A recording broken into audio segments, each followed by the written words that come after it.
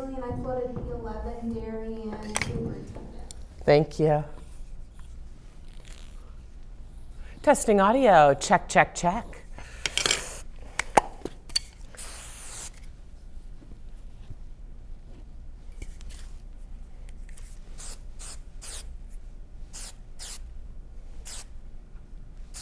Carrie, is the static my clothing or the weather? Yeah, it's a little dry. Holy shit. Serious static. Okay.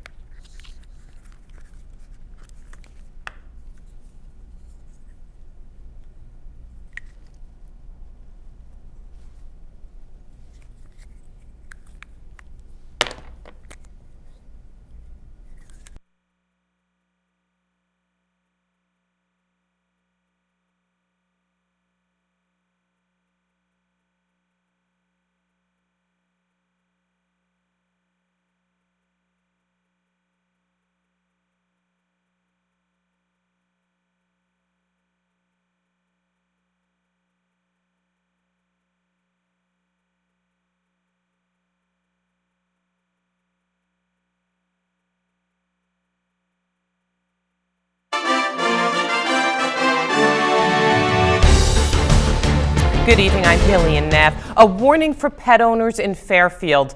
Animal control officers say they have received multiple reports of coyote attacks in residential areas, and they say the animals are also traveling in packs more often. Police say one dog is missing following the 2 attacks on Little Brook Road.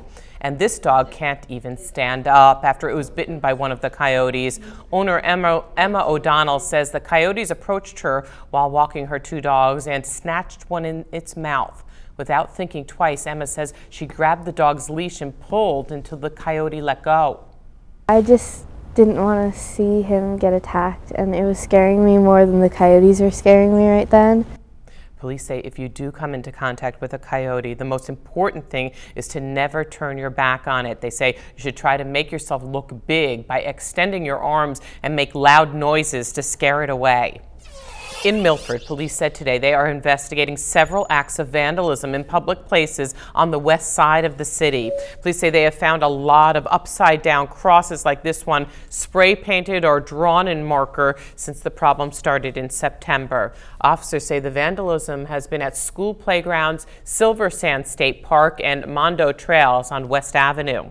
They say they've also found graffiti of the words Woodland Sea. If you have any information on these crimes, police want to hear from you. We have that number for you on news12.com and on our info line, 203-354-INFO.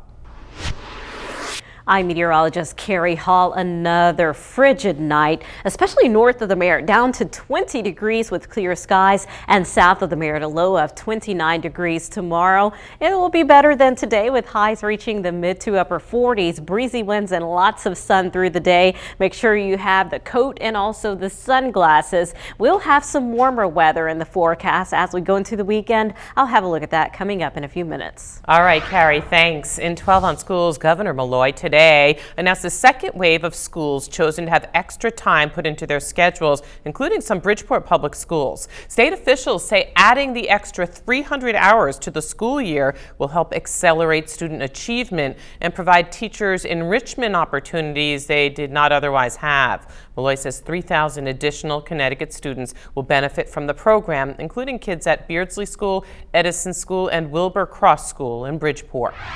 In 12 on Politics, 1 week after winning Stamford's mayoral election, David Martin met with his future co-workers today. Mayor-elect Martin visited with employees at Government Center, saying he wants to know everyone and get their input before he takes office. He says he's also planning to meet with safety and public works employees in the coming weeks. Martin says he wants to hit the ground running. I got to get started right away. I've got a lot of things on the plate of the mayor, and I thought that this was a good opportunity to do this now. Martin is scheduled to be sworn into office beginning of next month. A Fairfield shelter dished up a gourmet holiday dinner this evening thanks to a group of volunteers. personal chefs with the Booka Chef Company took over the kitchen at the First Congregational Church to prepare the turkey dinner. Organizers then brought the meal to Operation Hope Soup Kitchen to feed more than 50 people. Anybody who is maybe living on the streets or needs to supplement their income and they just need to little help in the food department. So those are, anybody can come to eat with us. It's open to the public. Operation Hope says many of the ingredients for today's meal came from Sport Hill Farm in Easton. Meteorologist Carrie Hall will let us know if things will warm up out there in your 7-day hyperlocal forecast. First, what some local communities can expect tomorrow.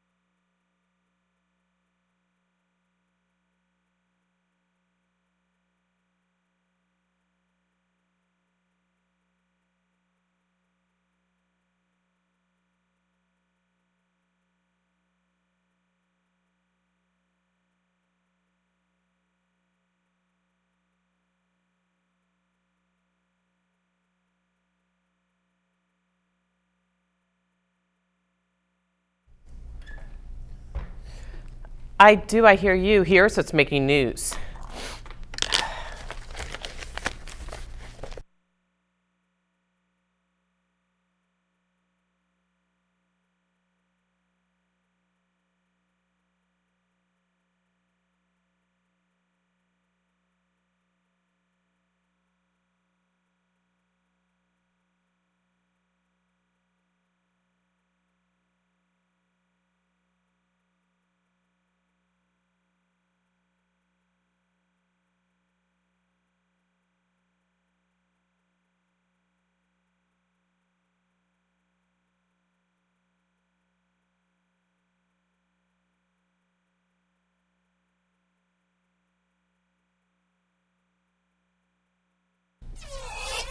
I'm Killian Neff. Police say a Bridgeport man is facing assault charges following an argument over a local business's prices. They say this man, 32-year-old Devin Brooks, punched a mechanic in the face at the shop on Stratford Avenue after fighting over the cost of his mother's repair work done on Monday afternoon. Officials say Brooks took off afterwards, but his mother was still at the shop and convinced her son over the phone to turn himself in. Chopper 12 was above the scene of a brush fire that spread over 4 acres in Milford today and took crews several hours to put out. The fire was in the area of Research Drive, that's near the Milford I-95 rest stop. Fire crews spent much of the day battling against the wind, trying to keep flames at bay. People at a nearby mobile home park say they were worried because they didn't know if they'd be trapped by the flames. I see the smoke all over the place. I said, this is a great place to be. I'm surrounded on both sides by fire. Fire crews say they'll continue to monitor the area through the night and that if anyone sees or smells smoke, they should report it immediately. And now the latest. Bridgeport police said today a local man may have been on PCP when he smashed his car into a house and then got out and started taking off his clothes. A warning for pet owners in Fairfield. Animal control officers say they have received multiple reports of coyote attacks in residential areas, and the animals are also traveling in packs more often. Now we'd like to ask you, do you think coyotes are a threat in your neighborhood? So far, 37% of you say yes, 63% don't think so. You can vote on News12.com, Channel 612, or weigh in on Facebook. Tracy says yes, definitely. My neighborhood abuts the preserve on Sasko Creek Road. We see coyote often. You can share your thoughts on our Facebook page, and you can also follow us on Twitter for breaking news updates. We have meteorologist Carrie Hall joining us with a look at your hyper-local forecast. Now, we had a brush fire locally, yes, and I was thinking that must be related to this the dryness out there. Yeah, Gillian, the last month was the driest we've ever had. Only a quarter of an inch the entire month, and we haven't had this a lot this month either. So we continue on with this dry trend, and it is bitterly cold outside. A local look out in New Canaan shows mostly clear skies and still some people out and about this evening. Make sure the heater is on, you're nice and bundled up, and it will be cold also in the morning. And we will keep the clear skies and leading into more sunshine tomorrow. It will still be breezy, but the good news is we are going to start warming up out there. It once again has been so cold, and that will be the case as we get the day started tomorrow. Morning drive time weather, 27 degrees and still breezy, and even throughout the day it will still be below normal. And looking at the forecast, it stays all dry. We are not going to see any of that much needed rain, at least not in the near term. And even heading closer to the weekend, just a few more clouds mixing in and starting to warm up. Wilton tonight down to 22 degrees, Norwalk a low of 27, and some spots north of the Merritt could get down to 20 degrees in Easton and Woodbridge. And over the next several days, we will have highs from the 40s to the 50s. It is looking better this weekend with those highs reaching into the mid 50s. The weekend outlook, we return to fall with highs in the mid 50s, mostly sunny with a few clouds at times on Saturday, but still a great one for making some outdoor plans. More clouds on Sunday and a chance of a few light sprinkles moving in. And even over the next several days, we will have some dry weather until Tuesday with highs reaching 57 degrees, and then it cools off once again. Check out those lows by the middle of next week, 20 degrees. I'll have another look at the hyperlocal forecast coming up. All right, well, we have a nice weekend to look forward to. A Darien realtor is helping make the lives of our soldiers fighting in Afghanistan a little sweeter.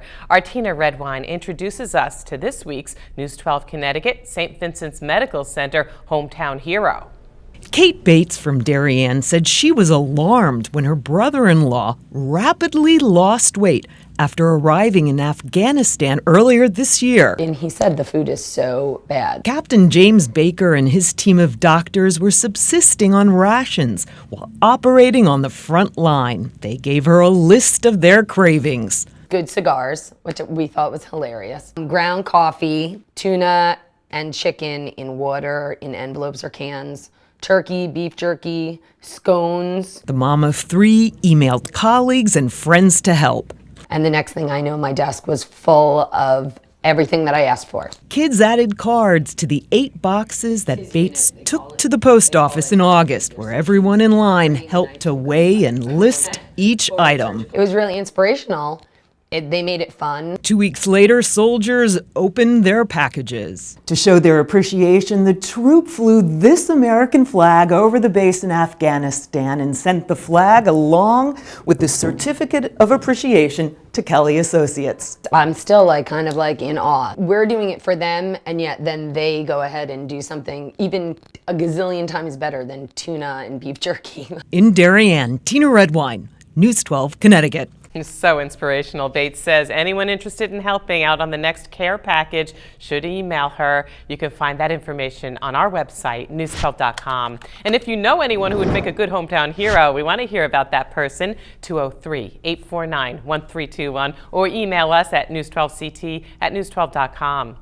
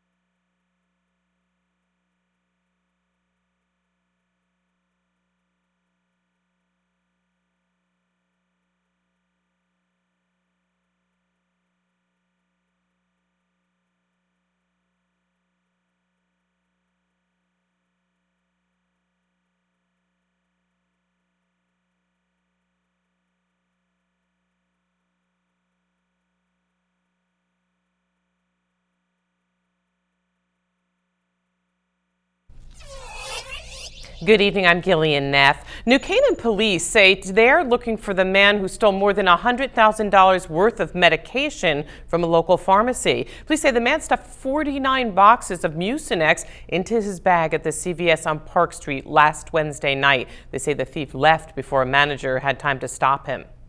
And 4 women who attended the University of Connecticut spoke today at an international hearing saying the school needs to change the way they prevent and deal with sexual violence on campus. As we've reported, the women filed a lawsuit against UConn last month, claiming the school did not protect them against sexual assault and treated them poorly after they told the school about their attacks. School officials argue that the school does have programs for students in these situations, but say they hope the hearing will raise more awareness about sexual assault. This is something that people don't talk a lot about. It's underreported, it's not discussed, it goes hidden. And so we have a tremendous opportunity as a university, but also as a state. Last year, the state passed legislation requiring higher education institutions to create policies about sexual violence and disclose them to the public. In 12 on Health, we have the story of a local man's case of breast cancer. 45-year-old Bill Becker of Bridgeport is facing the fight of his life, stage 4 cancer, and he's reaching out in a way that many people, including a local filmmaker, find extraordinary. Bill Becker is used to being that guy who can make you laugh, play you some soulful music, and help you in a pinch. With everything from a drink of water to help putting in a window. I'm the go-to guy at home, at work. Now he's the one who has to lean on others. I'd noticed a depression in my chest, and in the bottom of it was this little lump. Cancer caught him off guard, especially the kind of cancer.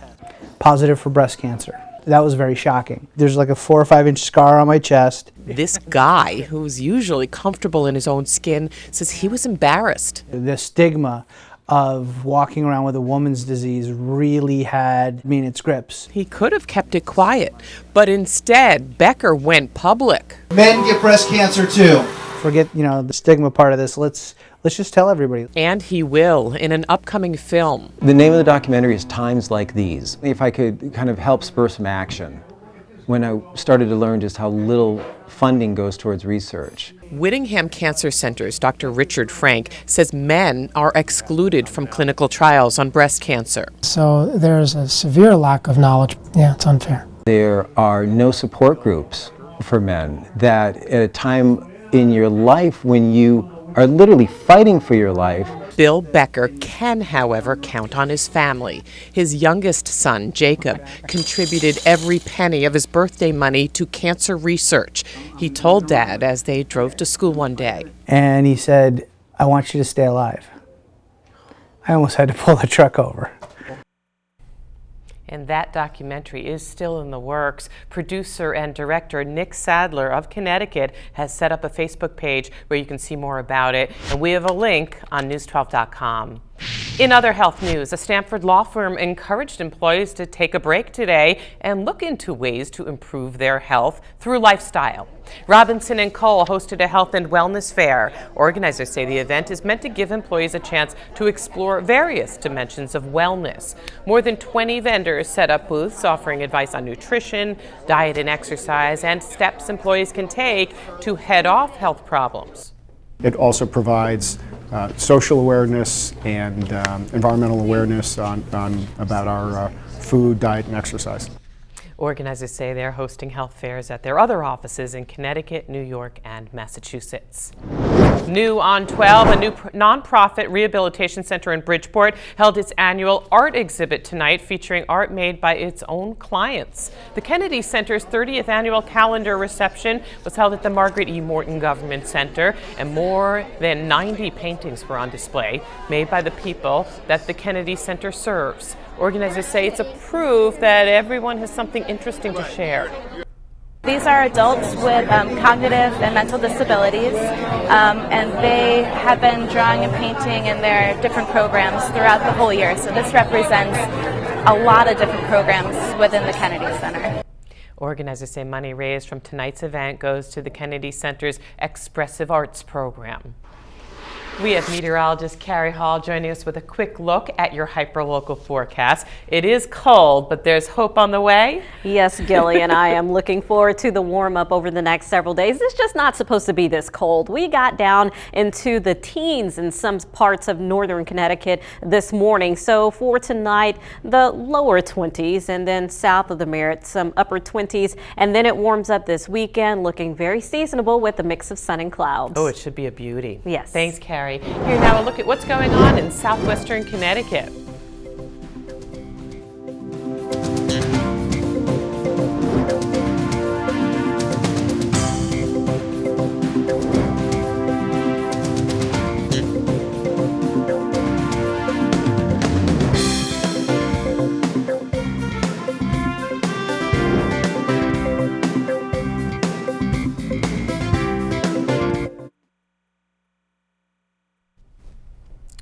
You don't know if it wasn't Mucinex D, was it? Just because that could be used to make meth, I think. But Anything with the decongestant they use. right. So it seems like he only stole Mucinex, not Mucinex D. Sorry, I didn't even know I did that.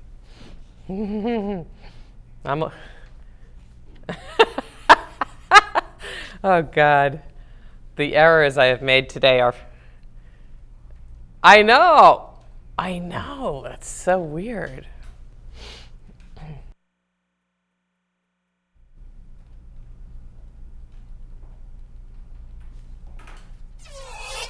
Good evening, I'm Gillian Neff. New Canaan police said today they're looking for the man who stole more than $1,000 worth of medication from a local pharmacy. Police say the man stuffed 49 boxes of Mucinex into his bag at the CVS on Park Street last Wednesday night. And they say the thief left before a manager had time to stop him.